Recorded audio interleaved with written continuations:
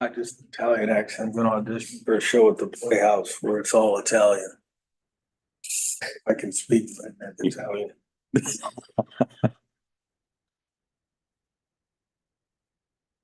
Good morning, Richland County. It is Thursday, December 28th, 2023, and the Richland County Board of Commissioners is now in session. I'm Commissioner Cliff Mears, joined by fellow Commissioners Tony Vero, Darrell Banks, our clerk Stacy Kroll, County Administrator Andrew Keller, and we are joined with our Richland source pal Carl Hunnell, and online we have Al Lawrence from the News Journal. First order of business is to certify the record of proceedings for December 21. Motion to make an amendment, 2 places. First one under the topic of dog warden, 0.30.07.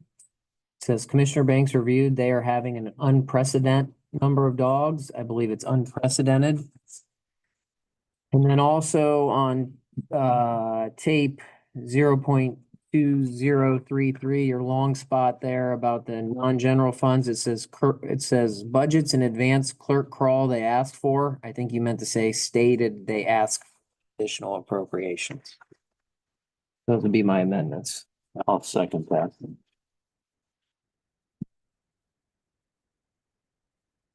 Commissioner Mears, Yes. Commissioner Banks, Yes. Commissioner Vero. Yes.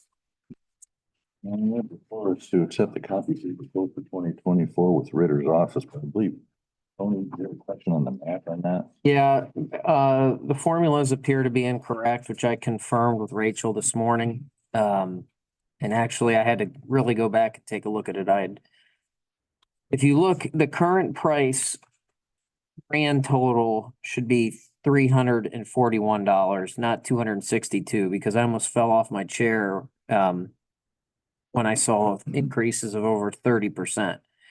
It's still a somewhat substantial increase, but it's certainly much less. So that total is actually $341, not $262. Because I'm going, holy cow, we're going from a grand total of 262 to 381. That was going to necessitate some serious conversation. So I would like I don't think we need to amend anything. I just need you guys to be aware that there was a mistake in Rachel's formulas. But Ritter's is the lowest, so I'll make a motion that we approve pricing for 1 year with Ritter's Office Outfitters. I'll second that. Commissioner Mears, That's, Commissioner Banks. Yes. Commissioner Vero. Yes. can I have a motion to approve the legal services agreement with Fischel, Downey, Albrecht, and Ripenhoff LLP? So moved. Second. Commissioner Mears, Yes. Commissioner Vero. Yes. We have our annual Sebco Wellness Grant Agreement. This one's for 2024, of course. Do I have a motion to approve? So moved. Second. Mears, Yes. Commissioner Vero. Yes. And can I have a motion to set the 2024 mileage reimbursement rate at 7 mile based on IRS guidelines? So moved. Second. Commissioner Mears, Yes. Commissioner Banks. Yes. Commissioner Vero. Yes. And could I have a motion to approve child support's 2024 travel and meeting expenses? I'll make that motion with let Stacy know when she gets the signed contract that the comma is off. There's an extra space there. I'm in the mood of correcting things today. Second. What's that? Commissioner Mears. Yes. Yes. Commissioner Vero. Yes. Motion to approve the resolution establishing a new special revenue fund. So before we do that, want to kind of give you guys a little background. This will be a time to talk about our projected budget surplus for 2023. So I sent you guys, so Andrew, Stacy, and I, Stacy's done an outstanding job of pretty much coming down to the penny of where we're going to be for the year. I regretfully informed the media that it looks like I'm going to win the bet again for the second year in a row with the auditor. If you want suggested headlines like auditor does walk of shame to math class or something like that. Did not come across in that text messages, Mr. Oh, okay, so any if you include shame and dropsy and how the auditor loses new commissioner, that's all good stuff. But Stacy believes, I always believe Stacy over Pat. That, I'll drink to that. right, Oh, no. that we are gonna come in at $47.2 million. Is that correct, Stacy? Yes. And I mean, if you're playing the prices right, I believe I projected 47,184, Carl. I mean, that's about as close as you could get, right? Going over. That's right. That's right. So, looking at encumbrances and whatnot, we believe we will have a budget surplus of $8.4 million for 2023. So, to be exact, it's 8,412,170. So good budget year all the way around. And so Stacy, Andrew, and I met last week to come up with suggestions for the surplus. I sent that out to you as a proposal and kind of go over that now. So the first thing I did, and then talking to Andrew and Stacy, is I looked at Josh's capital projects. He projects we're going to need about $2.8 million to fully fund his capital requests through 2026. Obviously, with inflation, although it's slowing down a little bit, I think it would be sound judgment that we fully fund those capital projects and put about another 1.5 million on top of that. That'll cover any inflation, any unforeseen capital projects. We know we have very substantial capital projects taking place right now, which rarely do we see the numbers come down. They usually go up in the form of change orders. Now, granted, we're using ARPA, but we don't have that forever. So I thought it might be a good idea to set aside 4,382, 500,000 in our Richland Reinvestment Fund. That's fund number 100. Any questions so far on that? Thoughts, opining, anything?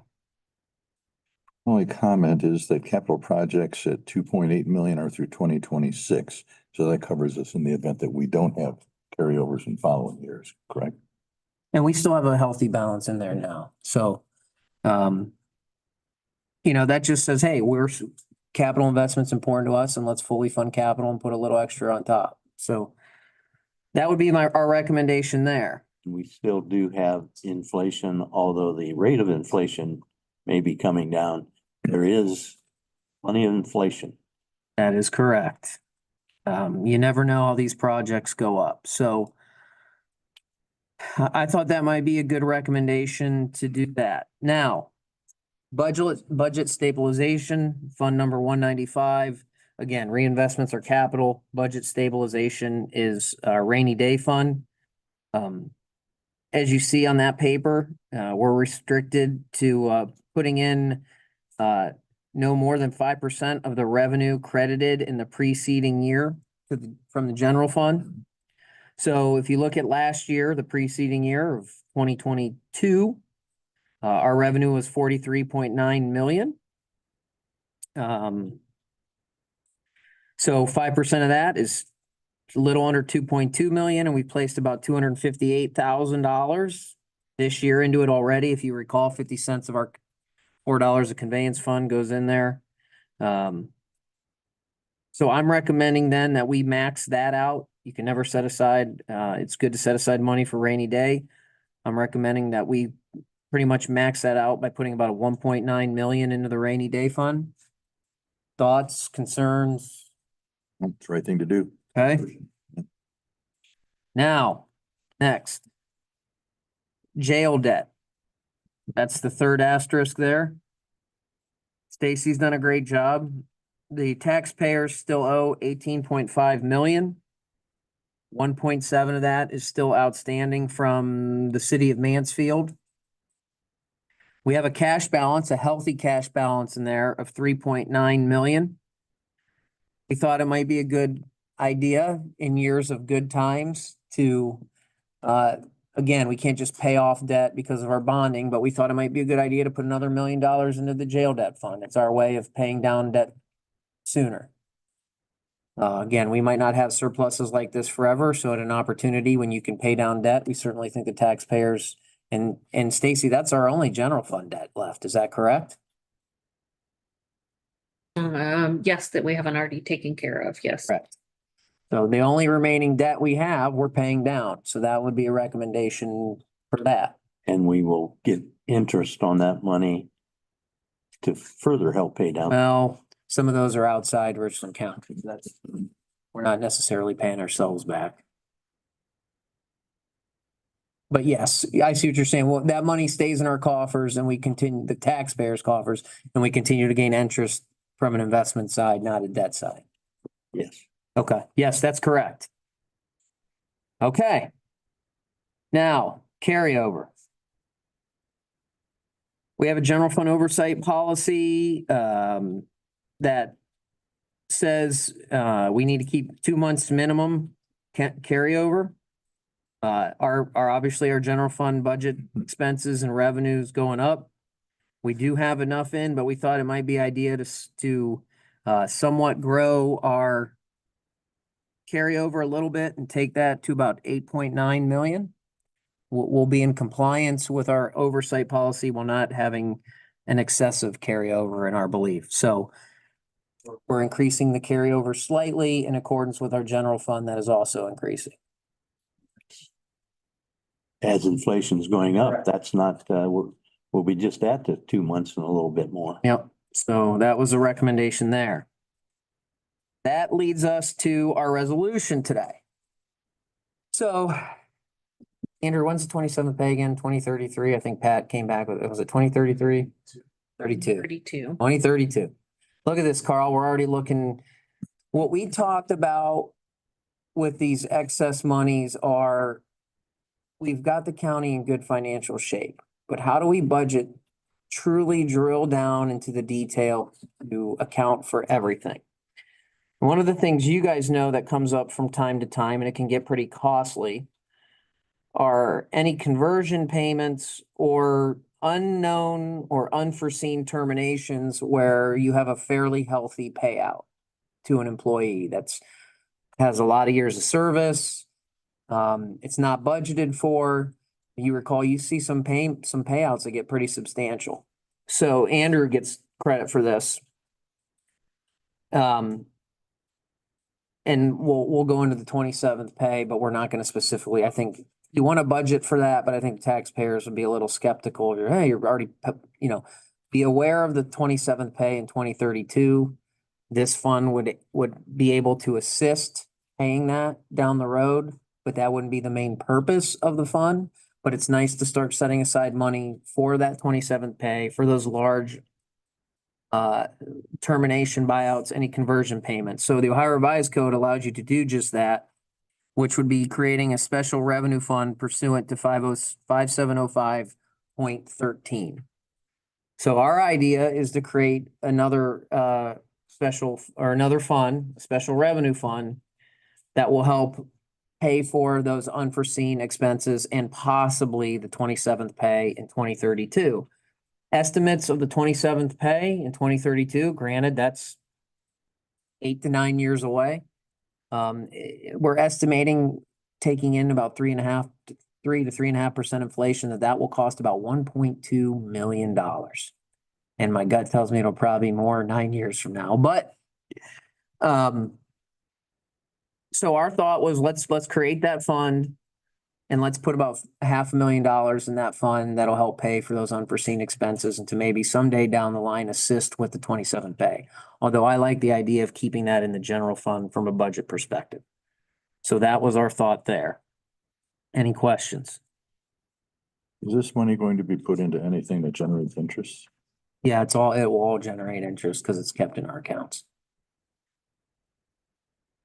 Do we want to take action on that now? I figured we'd do that at the end of going over all the list.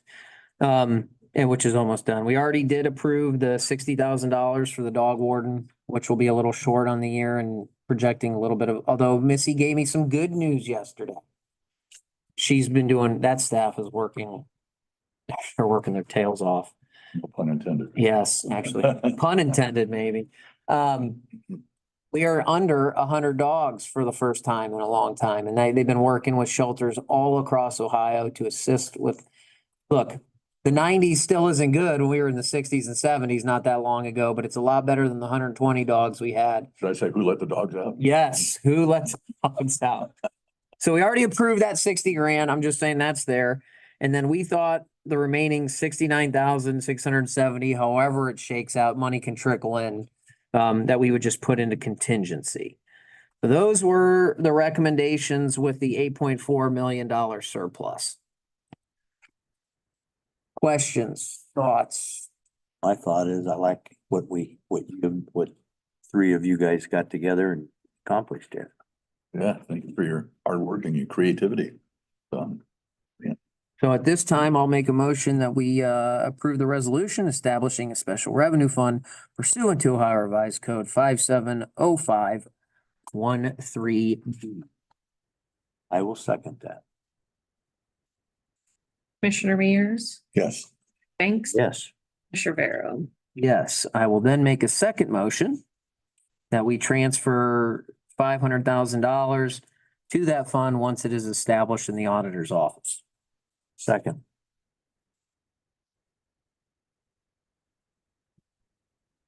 Commissioner Mears, Yes. Commissioner Banks, Yes. Commissioner Barrow. Yes, and then I'll make another motion that we approve the proposal as submitted with the projected surplus in the general fund.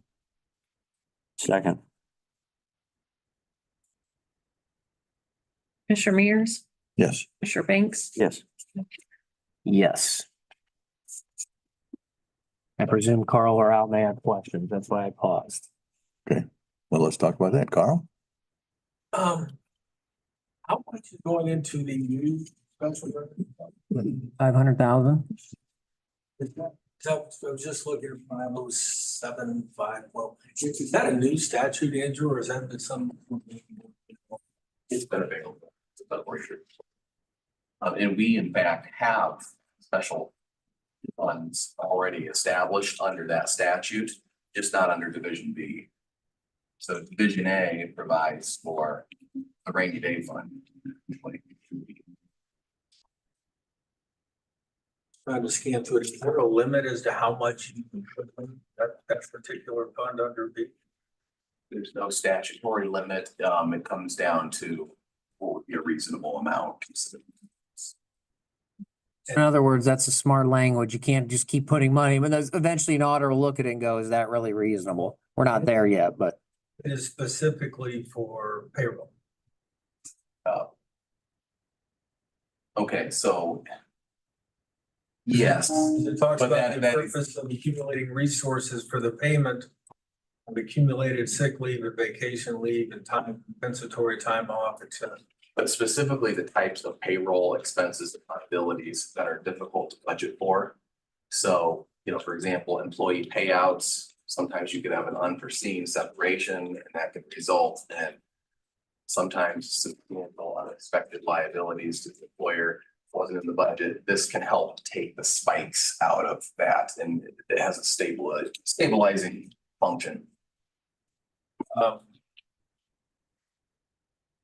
With money going into that fund under B, can commissioners decide to use that in other areas other than the payroll that you're talking about? They say, for example, all of a sudden, and I'm talking 8 years from now when we're all perhaps doing something different. And those commissioners say, we've got $1 million now in this fund, and we sure could use some pretty new bushes out on the lawn.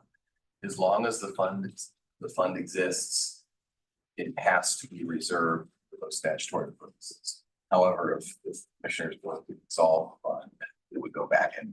Okay, so it would just take a vote of commissioners to move that back into the rate. And Tony, you said one of the primary purposes is because there's a 27 payroll in 2032. That is a potential to assist. That wasn't the main intent of creating the fund. It's available should we need it for that, but I think the main intent was to pay for those payroll anomalies that are unforeseen and not budgeted for. And if I am and I have to be honest with you, I did read through the general fund budget for 2024. I read that this morning while I was eating my. If I'm a department head out there, or an elected official who maybe didn't get as much money, and I don't know, one of the questions I was gonna ask today is when you look at the general fund budget, which agencies or which requests took the biggest cut from what they asked to what they got? If I'm one of those folks and I needed another $100,000 for next year, how do you speak to them in terms of their budgets? Every budget we approved, to mine, I mean, I have to really go through. We approved increases in every budget that requested an increase. We had some minor reductions in salaries, but we even exceeded in most cases our initial guidance on 3 to 4% increases. We were mindful of inflation. Some offices did request 15% increases. We didn't give a full 15, but every single county budget that requested an increase received an increase Even though it might not be the increase that that they had wanted. Right. We approved a very reasonable 2024 general fund budget. the budget you approved, what is it? I think it was 44.6, I believe. How does, how does that compare to last year? Hold on, I have all the, The budget last year for 23, was 41.9. 41.9. Hold on, I'm getting there. So we're up 2.5 million or so. Not quite that much. Yeah, it would be. So there won't be, in your opinion, there's no reason for anybody out there to squawk if they get enough money while you guys are putting half a million into a new revenue. Well, I would say, again, I'm not saying we will do that. But I hope they would find that it is sound budgeting principles to start setting aside monies for unforeseen terminations. Imagine if they have an unforeseen termination and they have $20,000 in payouts and we haven't set aside money for that, right? By terminations, you're not talking about firing, you're talking. No, just someone who may retire, any unforeseen reasons. And look, that 27th pay will come. Would they rather have us completely do nothing and then whether we're here or not, those commissioners go, oh, we got about $1.5 million extra we're gonna have to budget for? Or would they say, hey, thanks to those commissioners who in a good year set some money aside to help offset the costs? So I can't imagine that they would be upset with that, but I'm not gonna speak for that. This is, in terms of decision-making by elected officials, this has to be one of the more pleasant decisions to get to make, rather than, oh my God, we've got to lay off. That is a good, that's a good question. We're always mindful of county taxpayer dollars. But we believe the proposal today accomplishes what taxpayers would want done with any surplus dollars, whether you're a Republican, a Democrat, or an independent.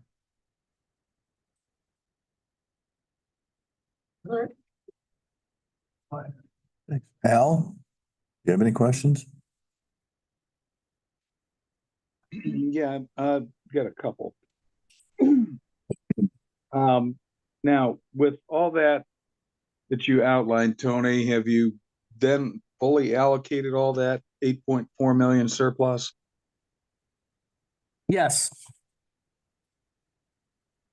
Okay, is it possible to get a copy of your list that, I can see, easier I'll see send- where that stuff's I'll going? send that to Carl and you right now.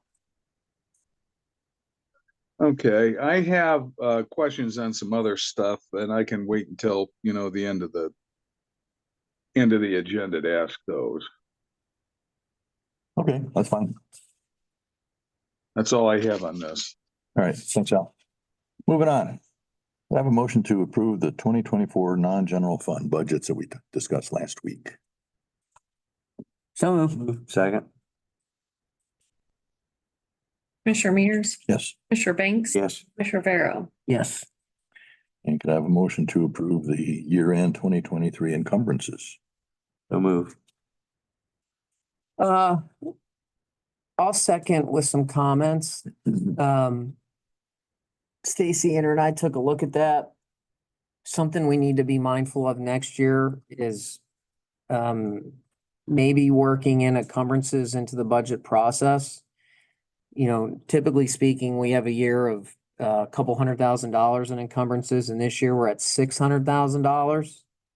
And looking through them, and Stacy gets the credit for this. They all seem to be items that all the departments budgeted for, so it doesn't appear that anyone's just setting aside money for next year. But I mean, that's over $500,000 in encumbrances. So I think maybe next year we put some guidelines or reviews in place to see what items are going to be or how much money is going to be encumbered, excuse me. Andrew, thoughts on that? Budget season. So we can look at anticipated encumbrances side by side with the 2025 budget.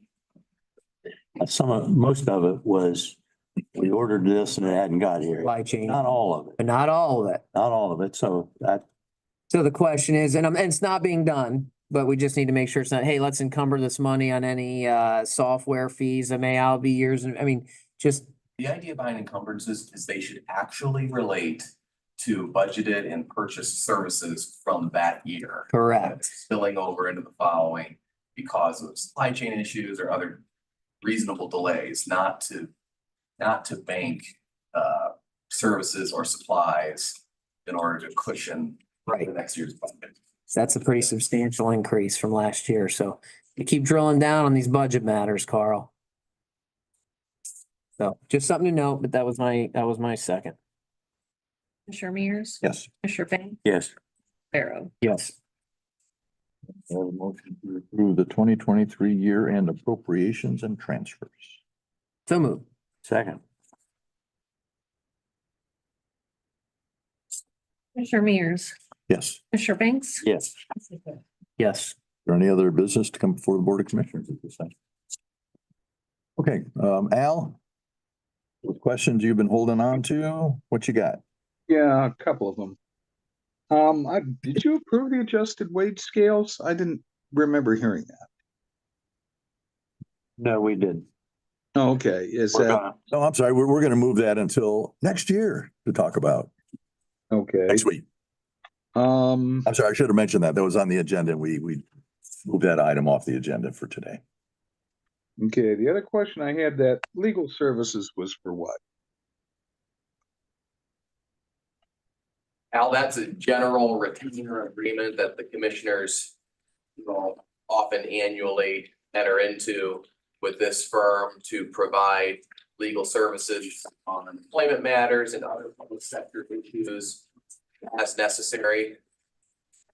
And it will assist both the Commissioner's office and other county offices periodically in matters that are specialized in nature. And it's not for a specific case matter. Okay, well, that's what I wanted to know. You have more than one of these firms then, right? Yes, there's two different firms that we have such an arrangement with.